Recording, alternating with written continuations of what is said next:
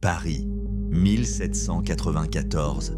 Une clameur sourde monte des ruelles, l'odeur du sang se mêle à celle de la poudre. La Révolution est en train de manger ses propres enfants. Ce n'est pas une guerre entre deux mondes, c'est une guerre entre frères, des révolutionnaires contre d'autres révolutionnaires, des anciens héros qui deviennent des traîtres, et une guillotine qui ne fait plus la différence. Mais comment une révolution née au nom de la liberté a-t-elle fini par se retourner contre elle-même ? Pourquoi des hommes qui ont lutté ensemble pour briser la monarchie se sont-ils entre-déchirés jusqu'à l'extermination? C'est ce que nous allons découvrir. La Révolution française commence avec des rêves d'égalité, de justice, d'un monde nouveau.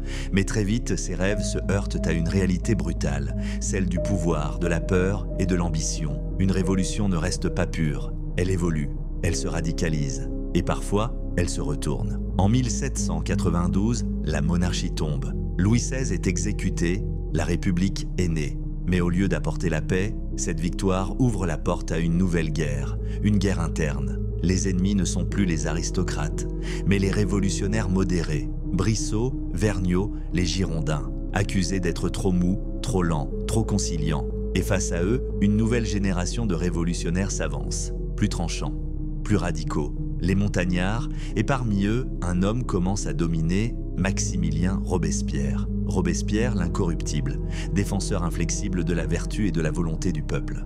Pour lui, pas de compromis, pas de demi-mesure, la République doit être pure. Et pour cela, il faut couper les têtes de ceux qui la souillent. En juin 1793, les Girondins sont arrêtés. Certains s'enfuient, d'autres sont jugés. La plupart seront guillotinés. Leur tort, avoir voulu limiter la violence, avoir défendu la liberté d'expression. Avoir tenté d'arrêter la spirale infernale, ils deviennent les premiers enfants dévorés. Mais ce n'est que le début. Dans les provinces, c'est la guerre civile. La Vendée se soulève contre la République. Les fédéralistes se révoltent.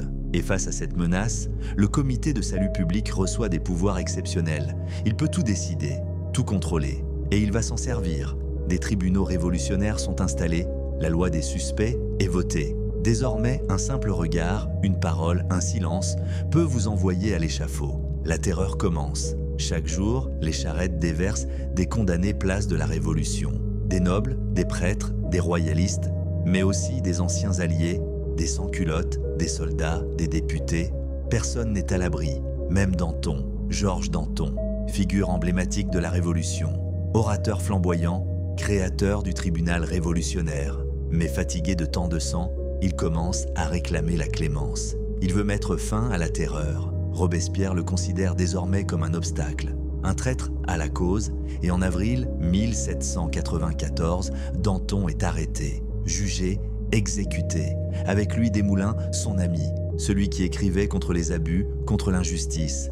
Lui aussi monte sur l'échafaud, et la Révolution continue de tourner sur elle-même. Robespierre devient de plus en plus seul. Plus paranoïaque, il voit des ennemis partout, même parmi ses plus fidèles. Il fait arrêter les indulgents, puis les enragés, puis ceux qui osent le critiquer. Il parle de vertu, mais gouverne par la peur, et le peuple commence à douter. Les têtes tombent, mais la faim reste. La guerre continue, et les cris d'enthousiasme deviennent des murmures inquiets. Le 8 juin 1794, Robespierre organise la fête de l'être suprême. Une grande cérémonie symbolique. Il descend les marches, les bras levés comme un prophète. Mais beaucoup y voient une scène de folie. Un homme qui se prend pour un dieu. Le 27 juillet 1794. 9 Thermidor, selon le calendrier révolutionnaire, l'Assemblée se retourne, Robespierre est arrêté, ses alliés aussi, il tente de se suicider, raté, sa mâchoire est brisée. Le lendemain, il est guillotiné, sans procès, sans discours. Lui aussi, enfant de la Révolution, est finalement dévoré. Et avec lui s'achève la terreur. Plus de 16 000 exécutions officielles, des milliers d'autres non recensées, des familles détruites, des vies brisées, tout cela, au nom de la liberté. Mais était-ce inévitable ? La Révolution française était un volcan, une explosion de colère, de rêves, de frustrations accumulées pendant des siècles. Le peuple voulait justice, mais sans institutions solides, sans équilibre, sans frein. La violence devient la règle. Les purges révolutionnaires sont nées de cette logique. On élimine pour purifier, on tue pour protéger, on sacrifie au nom du bien commun. Mais à force de sacrifier, on finit seul. Car la Révolution, dans sa fureur, a oublié ses promesses. Elle a remplacé les rois par des comités.